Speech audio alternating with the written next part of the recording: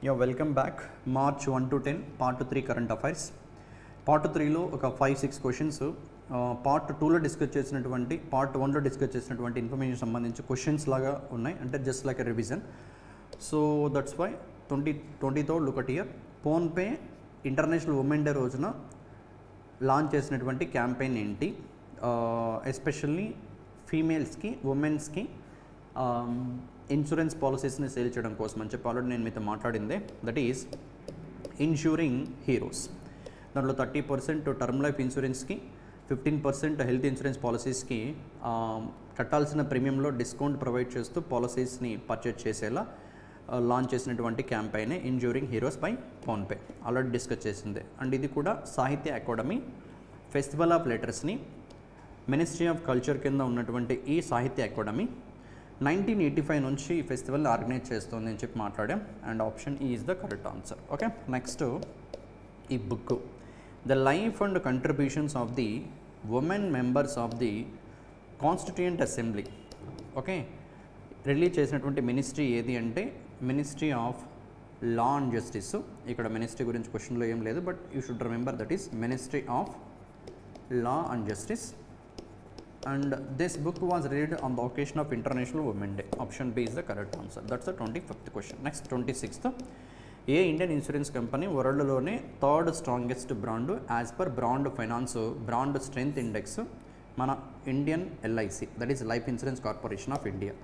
First ప్లేస్లో PZU Poland insurance company, second ప్లేస్లో China life, third ప్లేస్లో LIC strongest.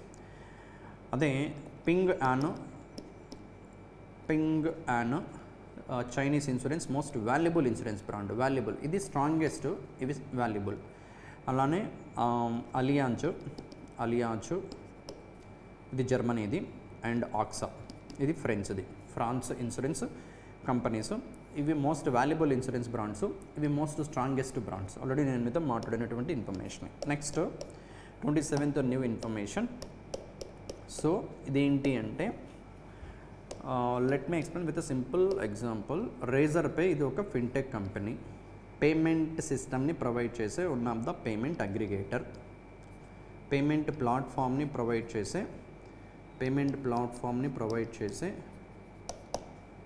Payment aggregator. Simply payment aggregator. So let us assume ఒక merchant ఇండియాలో exporter, X అనే exporter. ఇక్కడ న్యూస్లో ఉన్నది Malaysia as well as Singapore. Other country తీసుకుందాం, మలేషియా. ఇక్కడ వై అనే పర్సనాలిటీ, ఇద్దరు మర్చెంట్సే. ఒకరేమో ఇండియా నుంచి, ఇంకోరేమో మలేషియా నుంచి.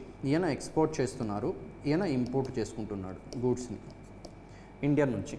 Okay, right. వీళ్ళిద్దరి మధ్య జరిగే ట్రేడ్ సెటిల్ అవ్వడానికి ప్లాట్ఫామ్ని ప్రొవైడ్ చేసే వన్ ఆఫ్ ద పేమెంట్ అగ్రిగేటరే రేజర్ పే. క్రాస్ బోర్డర్ సెటిల్మెంట్స్కి ప్రజెంట్ ట్రాన్సాక్షన్ వాల్యూలో, suppose transaction value 1 crore rupees అనుకుందాం.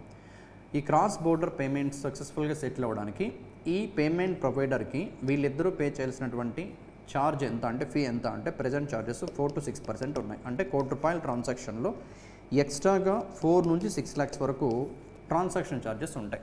ఓకే, సో ఈ రేజర్ పే ఏంటంటే ఈ పేమెంట్ ప్లాట్ఫామ్ని ప్రొవైడ్ చేస్తుంది, దానికోసం వీళ్ళ దగ్గర నుంచి ఛార్జ్ చేస్తుంది. ఇది రేజర్ పే కాకుండా అదర్ పేమెంట్ ప్రొవైడర్స్ ఛార్జ్ చేస్తున్నటువంటి రేట్. బట్ ఈ రేజర్ పే ఈ 4 to 6% ట్రాన్సాక్షన్ ఛార్జ్లో కూడా 40% తగ్గించి చీప్గానే క్రాస్ బోర్డర్ పేమెంట్స్ని ప్రొవైడ్ చేస్తుంది మర్చెంట్స్కి. అండ్ ఆల్రెడీ వీళ్ళ బిజినెస్ని మలేషియాలో ఎక్స్పాండ్ చేశారు. Which south east Asian country did Razorpay expanded into marking its second regional entry. అంటే ఫస్ట్ మలేషియా, అండ్ నౌ ఇప్పుడు ఇంకొక కంట్రీ యొక్క మార్కెట్లో కూడా ఎంటర్ అవుతుంది. ఆ కంట్రీ ఏంటి, అదే క్వశ్చన్, అది Singapore. Option D is the correct answer. Okay, so look at here.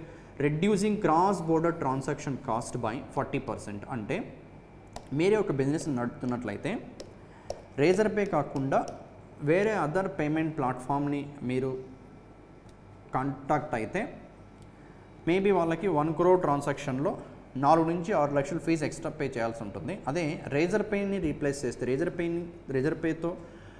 Razor pay technology use చేసుకుంటే దీంట్లో 40% ఇంకా తగ్గుతుంది అన్నప్పుడు 6 lakhsలో 40% అంటే 6 4 24 2.4 lakhs అంటే let me take round figure 2.5 lakhs, almost 3.5 lakhs మాత్రమే పే చేయాల్సి ఉంటుంది rather than 6 lakhs at max value. అలా వెరీ చీప్గా క్రాస్ బోర్డర్ ట్రాన్సాక్షన్ని ప్రొవైడ్ చేసే ఆబ్జెక్టివ్తో ఆల్రెడీ వీళ్ళు వర్క్ చేస్తున్నారు. వీళ్ళ ఆపరేషన్స్ను మలేషియాలోకి ఎక్స్పాండ్ చేశారు. ఇప్పుడు ఇంకొక సెకండ్ కంట్రీ సౌత్ ఈస్ట్ ఏషియాలో, దట్ ఈస్ సింగపూర్. ఇవే కాకుండా ఇంకా ఫ్యూచర్లో ఫిలిప్పైన్స్, థాయిలాండ్, వియత్నాం కూడా. ఇప్పుడైతే ఈ 3 లేవు, బట్ ఫ్యూచర్లో ఈ 3 కూడా ఆడవచ్చు. But as of now second country Razorpay business ఆపరేషన్స్ని ఎక్స్పాండ్ చేస్తున్నటువంటి కంట్రీ ఏది అంటే సింగపూర్. ఫ్యూచర్లో మేబీ ఫిలిప్పైన్స్, థాయిలాండ్, వియత్నాం కూడా ఉంటాయి. Okay, that's 27th question. Next 28th question.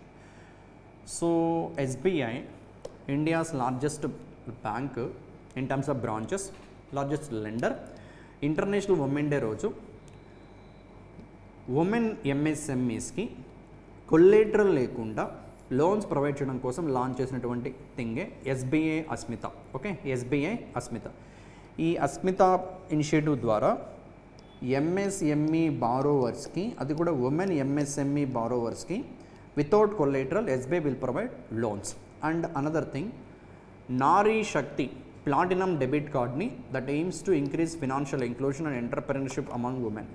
ఈ MSME ఓనే ఉన్నటువంటి ఉమెన్స్ ఎవరైతే ఉంటారో వాళ్ళకి ఈ ప్లాటినం డెబిట్ కార్డ్ని కూడా ప్రొవైడ్ చేస్తున్నారు with the name called Nari Shakti and in the platform called RuPay platform. So 2 things ఇక్కడ. State bank of India women day సందర్భంగా లాంచ్ చేసిన ఒక ఇనిషియేటివే SBI అస్మిత. SBIని కూడా అస్మిత అనే ఆప్షన్స్లో ఇలా ఉంటుంది అస్మిత. ఇదేంటంటే ఉమెన్స్ నడుపుతున్న MSMEస్కి వితౌట్ ఎనీ కొల్లేటరల్ బ్యాంక్ని అప్రోచ్ అయ్యి లోన్స్ తీసుకోవచ్చు. అండ్ ఆ MSME ఓనర్స్కి నారీ శక్తి అనే నేమ్తో డెబిట్ కార్డ్ని కూడా ప్రొవైడ్ చేస్తున్నారు రూపే ప్లాట్ఫామ్ ద్వారా. Okay, right, that's a thing about this particular 28th question. Next 29th question. Already చెప్పిందే, సుప్రీంకోర్టుకి రీసెంట్గా అపాయింట్ అయిన జడ్జి ఎవరు? మొత్తం ఎంతమంది జడ్జెస్ ఉంటారు? 34. బట్ ఇప్పుడు ఎంతమంది ఉన్నారు? 33. ఒక పొజిషన్ వేకెంట్గా ఉంది. 34లో 33 + 1. ఆ 1 ఎవరు? Sanjiv Khanna, chief judge of India, chief judge of India, chief justice of India, 51st chief judge. Okay, and retirement age ఎంత? 65 years. ఏ ఆర్టికల్ ప్రకారం అపాయింట్ చేస్తారు? 124 ఆర్టికల్ నెంబర్. ఇవి గుర్తుపెట్టుకోవాల్సినటువంటి points, right. Next, and personality name Joymalya Bagchi, Andhra Pradesh హైకోర్టుకి, కలకత్తా హైకోర్టుకి ఫార్మర్ చీఫ్ జడ్జిగా work చేసిన పర్సనాలిటీ. నెక్స్ట్ 30th క్వశ్చన్ ఏంటి? ఏ నేషనల్ పార్క్ రీసెంట్గా 58th టైగర్ రిజర్వ్ అయింది అంటే that is Madhav national park. It's in మధ్యప్రదేశ్లో మొత్తం 9 ఉన్నాయి. నేషనల్ పార్క్ ఈ పర్టికులర్ టైగర్ రిజర్వ్స్ని అడ్మినిస్ట్రేషన్ చేసే అథారిటీ ఎవరు? NTCA, national tiger conservation authority. Project tiger ఎప్పుడు? 1973లో. ఇవి గుర్తుపెట్టుకోవాల్సిన పాయింట్స్ 30th క్వశ్చన్లో. Next 31st question. Tuhin Kanta Pandey, okay, సెబీకి 11th చైర్మన్గా అపాయింట్ అవ్వడం జరిగింది. Remember the count also. 11th chairman for SEBI replacing Madhabi Puri Buch. ఈమె 10th and first female chairperson, first women chairperson. ఇప్పుడు ఆమెను రీప్లేస్ చేస్తూ తుహిన్ కాంతా పాండే. ఈయన ఫినాన్స్ సెక్రటరీగా ఉన్నారు, కానీ ఇప్పుడు ఆ పొజిషన్ వేకెంట్గా ఉంది. రెవెన్యూ సెక్రటరీగా ఉన్నారు, ఇప్పుడు అజయ్ సేత్ వచ్చారు అక్కడికి. సో సింప్లీ ఈయన ఇప్పుడు ఫినాన్స్ సెక్రటరీ కాదు, రెవెన్యూ సెక్రటరీ కూడా కాదు. రీసెంట్గానే ఫినాన్స్ సెక్రటరీకి అపాయింట్ అయ్యారు last year October, November that టైంలో. ఇప్పుడు మర్చిపోండి, simply Tuhin Kanta Pandey now is not a finance secretary, is now SEBI chairman, 11th SEBI chairman. SEBI head quarter Mumbai. 1988న January 30న ఎస్టాబ్లిష్ అయింది. బట్ 1992 April 12 స్టాచ్యుటరీ స్టేటస్ ఇచ్చారు as per SEBI act 1992. Okay, right. So ఈయన 3 years వరకు ఉంటారు, 2027 వరకు, right. Securities exchange board of India is the abbreviation, head quarter Mumbai. Who is the new 11th chairman of SEBI? Tuhin Kanta Pandey. That's the 31st question. Next 32nd question. Again అపాయింట్మెంటే Asian development బ్యాంకుకి, ADBకి, Asian development బ్యాంకుకి new president, ఆయన పేరు మసాతో కాండా. By replacing మసాత్సుగు అసకావా ఈయన కూడా Japan personality. ఇప్పుడు ఈయన ప్లేస్లో కొత్త పర్సనాలిటీ మసాతో కాండా. ఈ మసాతో కాండాని ఈ పేరుతో కూడా పిలుస్తారు, ఎఫెక్స్ సీజర్ అని చెప్పి. Because Japan currency yen stabilize చేయడంలో ఇంటర్నేషనల్ మార్కెట్లో ఈయన ప్లే చేసిన రోల్ చాలా ఇంపార్టెంట్. సో అందుకని అండ్ ఈ మసాత్సుగు అసకావా లీడర్షిప్ అండ్ అచీవ్మెంట్స్ ఆయన గురించి ప్రీవియస్ పర్సనాలిటీ గురించి మాట్లాడాలంటే కోవిడ్-19 టైంలో వెరీ టిపికల్ సిచ్యువేషన్స్లో ఏడీబీకి ప్రెసిడెంట్గా ఉన్నారు and very respected personality by the staff also. So simply Asian development bank head quarter Manila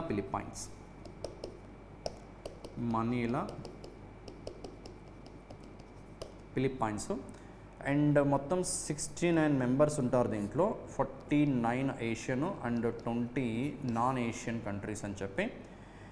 so 11th president of Asian development bank Masato Kanda. Remember the personality Masato Kanda, Asian development bank head quarter Manila Philippines. Right, that's ఆ 32nd question. Next 33rd question.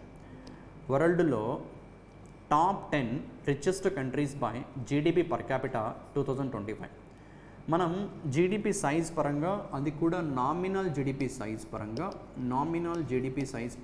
India వరల్డ్లో present 5th biggest economy. ఇక్కడ GDP number base చేసుకొని కాదు, per capita, GDP per capita. What is GDP per capita? మొత్తం GDP ఎంత divided by మొత్తం population ఎంత, ఆ కంట్రీ పాపులేషన్తో డివైడ్ చేస్తే జీడిపి పర్ క్యాపిటా వస్తుంది. ఈ జీడిపి పర్ క్యాపిటా కూడా PPP బేస్ చేసుకొని పర్చేసింగ్ పవర్ ప్యారిటీ. నామినల్ మొత్తం జీడిపిలో 3 ఉంటాయి. రియల్ జీడిపి,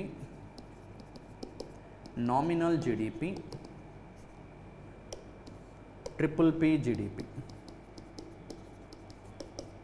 రియల్ జీడిపి ఏంటంటే బేస్ ఇయర్ ప్రైసెస్ని ప్రెజెంట్ ప్రొడక్షన్తో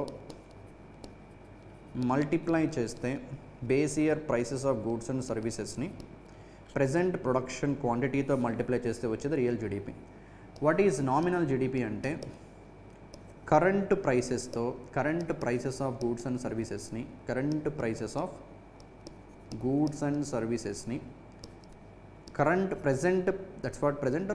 ప్రొడక్షన్తో మల్టిప్లై చేస్తే వచ్చేది nominal GDP. But what is PPP GDP? ఇది పర్చేసింగ్ పవర్ ప్యారిటీ. ప్యారిటీ అంటే సిమిలారిటీ. ఒక కంట్రీ, ఒక కరెన్సీ ఒక పర్టికులర్ గూడ్ని కొనడానికి ఎంత స్పెండ్ చేయాలి, అదే గూడ్ని ఇంకొక కంట్రీ కరెన్సీని ఎంత స్పెండ్ చేయాలి, ఆ పాయింట్ దగ్గర రెండింటికి పర్చేసింగ్ పవర్ ఈక్వల్. అంటే let us assume 1 plate meal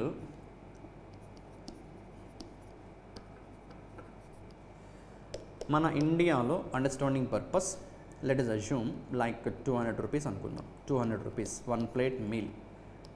ఒక ప్లేట్ మీల్ తినాలంటే మన ఇండియాలో 200 రూపీస్ అనుకుందాం. నెక్స్ట్ అదే ప్లేట్ మీల్స్ని అమెరికాలో తినాలి అంటే లెట్ us assume లైక్ $8 అనుకుందాం. $8 అంటే యాక్చువల్గా నామినల్ ఇంటర్నేషనల్ మార్కెట్ $8 పెట్టాల్సి వస్తుంది అనుకుందాం understanding purpose. International exchange rates ప్రకారం ప్రజెంట్ $= 87 రూపీస్ ఉంది. ఇది ఇంటర్నేషనల్ ఎక్స్చేంజ్ రేట్స్ పరంగా. బట్ పర్చేసింగ్ పవర్ పరంగా చూస్తే 200 రూపీస్ ఈక్వల్స్ టు $8 అయినప్పుడు $1 ఈక్వల్స్ టు హౌ మచ్ అంటే, సో సింప్లీ దీన్ని 8 పార్ట్స్ చేస్తే 25 రూపాయలకే $1కి ఈక్వల్ అవుతుంది. రైట్, అంటే ఈ పర్చేసింగ్ పవర్ ప్యారిటీ ఎగ్జాంపుల్ ఏం చెప్తుంది? మన Indian rupee American dollar actual exchange rate ఎంత ఉండాలి? 25 రూపీస్ ఉండాలి. $1 ఈక్వల్స్ 25 ఉండాలి. బట్ ఎంత ఉంది? 87 ఉంది. ఇది రియల్ ఎక్స్చేంజ్ రేట్ కాదు, ఇది రియల్ ఎక్స్చేంజ్ రేట్. అంటే సింపుల్గా చెప్పాలంటే నా కంట్రీ కరెన్సీ రూపీ, రైట్? నా కంట్రీ కరెన్సీ స్పెండ్ చేసి ఏ ప్రోడక్ట్ని ఎంత అమౌంట్ పెట్టి స్పెండ్ చేస్తున్నానో అదే ప్రోడక్ట్ని నీ కంట్రీ కరెన్సీస్ ఎంత స్పెండ్ చేసి పర్చేజ్ చేస్తున్నావు, ఆ రెండింటిని కంపేర్ చేస్తే actual purchasing power of currencies వస్తాయి. ఇంకా బెటర్గా అర్థం అవ్వాలంటే 1 పానీపూరి ప్లేట్ మీకు అందరికీ బాగా ఇష్టమైన థింగ్. 1 పానీపూరి ప్లేట్ మన ఇండియాలో 20 rupees plate, right? So 1 panipuri plate 20 rupees. Same plate అమెరికాలో అసలు పానీపూరి ఉంటుందో ఉండదో, but let me take understanding purpose. 1 panipuri plate in America $1. Okay, 1 panipuri plate in America $1. 1 panipuri plate in India 20 rupees, right? Actual international మార్కెట్లో $1కి ఎంత ఇస్తున్నాం? 87 రూపీస్ ఇస్తున్నాం. బట్ ఇక్కడ ఒక ప్లేట్ కొనడానికి 20 రూపాయలు పెట్టాము, ఇక్కడ పానీపూరి ప్లేట్ కొనడానికి $1 పెట్టాము. అంటే నా కంట్రీ కరెన్సీ 20 రూపాయలు పెడితే ఏం ప్రొడక్ట్ వస్తుందో నీ కంట్రీ కరెన్సీకి $1 పెట్టాలి. So my purchasing power 20 rupees equals to your $1. That's what living కాస్ట్ని బేస్ చేసుకొని ఒక కంట్రీ రియల్ ఎక్స్చేంజ్ రేట్ని పర్చేసింగ్ పవర్తో కంపేర్ చేసి మాట్లాడేదే PPP GDP, purchasing power parity GDP, right? So అంటే మన ఇండియన్ కరెన్సీ ఇంటర్నేషనల్ మార్కెట్లో 87 ఉంది, రియల్గా 20-25 రేంజ్లో ఉంది. అంటే మనది ఏంటి, యాక్చువల్గా 20 ఇవ్వాల్సింది కాస్త 80+ ఇస్తున్నాం అమెరికన్ డాలర్కి, బికాజ్ అమెరికన్ డాలర్కి డిమాండ్ ఎక్కువ ఉంది కాబట్టి. మన ఇండియన్ రూపీ ఇంటర్నేషనల్ మార్కెట్లో ట్రేడ్ ఓన్లీ కొన్ని కంట్రీస్ మాత్రమే, అది కూడా రీసెంట్ టైమ్స్లో యాక్సెప్ట్ చేస్తున్నాయి. బట్ డాలర్ని అన్ని కంట్రీస్ కూడా యాక్సెప్ట్ చేస్తాయి కాబట్టి డాలర్స్కి డిమాండ్ ఉంది కాబట్టి డాలర్ యాక్చువల్ వాల్యూ 20 రూపీస్ అయితే $1కి మనం 87 పెడుతున్నాం. అంటే మనది అండర్ వాల్యూడ్ అయింది, వాళ్ళది ఓవర్ వాల్యూడ్ అయింది. సో యాక్చువల్ ఈ కన్వర్షన్ ప్రకారం చూస్తే మన Indian GDP PPP GDP it's nearly $14 trillion. మన nominal GDP $4 trillion. Okay, nominal GDP $4 trillion ఉంటే సో దానికి ఎన్ని టైమ్స్ ఇది మనది అండర్ వాల్యూడ్ అయింది? Almost 4 times. Actual conversion 20, but ఇక్కడ ఉంది 87. అంటే 4 టైమ్స్ మనం అండర్ వాల్యూడ్ ఉన్నాం కాబట్టి దీన్ని 4 టైమ్స్ మల్టిప్లై చేస్తే 14ని 4తో ఆల్మోస్ట్ 16, రైట్? బట్ ఇది సారీ 4ని 4 మన Indian GDP nominal GDP this one, right? Nominal GDP $4 trillion. Under valued by 4 times కాబట్టి యాక్చువల్ వాల్యూ రావాలంటే 4ని 4తో మల్టిప్లై చేస్తే $16 ట్రిలియన్. కానీ 16 కాదు, ఇది $4 ట్రిలియన్. నేను రౌండ్ ఫిగర్ తీసుకున్నా. యాక్చువల్గా మన ఇండియన్ GDP 3.5 నుంచి 3.7 ట్రిలియన్ రేంజ్లో ఉంది. దట్స్ వై ఆల్మోస్ట్ మన PPP GDP $14 ట్రిలియన్. ఇప్పుడు ఈ $14 ట్రిలియన్ డివైడెడ్ బై 140 crores వేస్తే వచ్చేది PPP per capita income of A country. And ఆ పారామీటర్ని కన్సిడర్ చేస్తే వరల్డ్లోనే రిచెస్ట్ కంట్రీ లక్సెంబర్గ్, ఇది సెంట్రల్ యూరోప్లో కంట్రీ. సెకండ్ ప్లేస్లో సింగపూర్ ఉంది.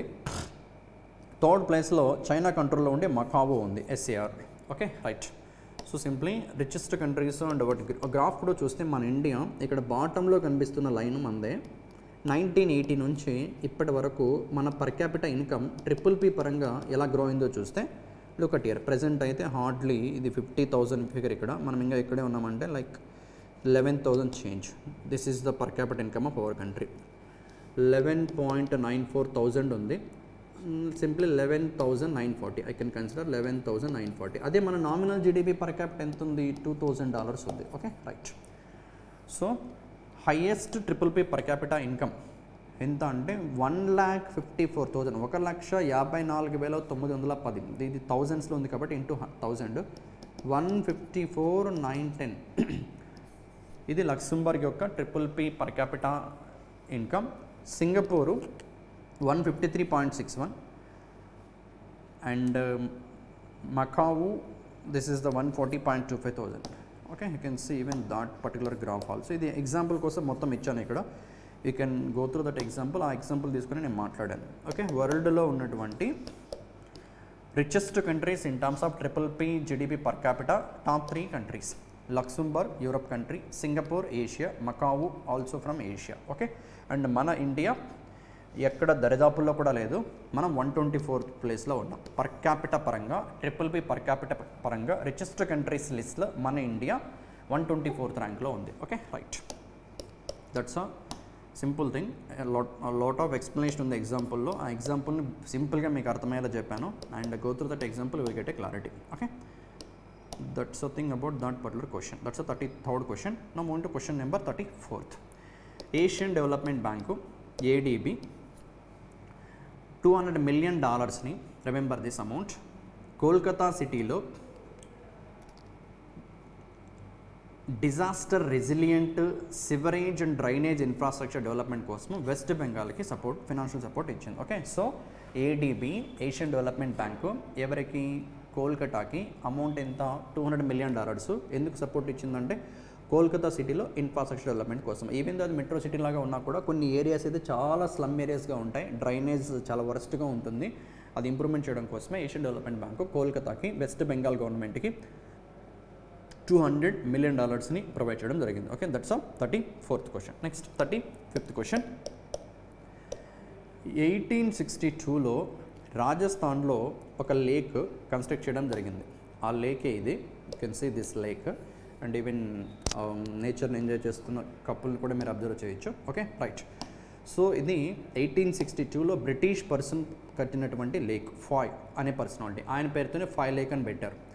1862లో ఇలా ఉన్నప్పుడు ఫెమైన్ సిచ్యువేషన్ ఉన్నప్పుడు, ఫెమైన్ సిచ్యువేషన్ అంటే చాలా food scarcity, everyday almost food scarcity వల్ల ఒక ఇద్దరు పీపుల్ ప్రతి 10,000 పీపుల్లో, ఓకే, ప్రతి 10,000 పీపుల్లో ఎవ్రీడే 2 members కన్నా చనిపోతే అలాంటి సిచ్యువేషన్ని, అది కూడా ఫుడ్ స్కేర్సిటీ వల్ల, మాల్ న్యూట్రిషన్, అండర్ న్యూట్రిషన్ వల్ల, దాన్ని ఫెమైన్ సిచ్యువేషన్ అంటారు. అంటే కరువు ఉన్నటువంటి రోజులు అని చెప్పచ్చు. ఆ డేస్లో వాటర్ అండ్ అగ్రికల్చర్ పర్పస్ కోసం వాటర్ స్టోర్ చేసేలా ఈ లేకుని కన్స్ట్రక్ట్ చేసినటువంటి బ్రిటిష్ పర్సనాలిటీ ఫాయ్, ఆయన పేరుతోనే ఫాయ్ లేక్ అని పెట్టారు. ఇప్పుడు ఆ లేక్ని రాజస్థాన్ గవర్నమెంట్ రీనేమ్ చేస్తుంది, that is Varun Sagar lake. ఇక్కడ రాజస్థాన్లో Foy Sagar lake was constructed by English man named Foy and ఆయన నేమ్ పేరు పైనే ఈ అజ్మర్ లొకేషన్లో ఉంటుంది, అది ఫాయ్ లేక్ అని పెట్టారు. 132 years తర్వాత ఇప్పుడు దాన్ని వరుణ్ సాగర్ లేక్గా చేంజ్ చేస్తున్నారు. లేక్ ఏంటి, ఫాయ్ లేకు, కొత్త నేమ్ ఏంటి, వరుణ్ సాగర్ లేకు. ఏ స్టేట్లో, రాజస్థాన్, అజ్మర్లో. That's 35th question. Next 36th question and 36th question and still further 13 questions ఉన్నాయి, 1-3. అవి అనదర్ పార్ట్లో will discuss. Right, thank you.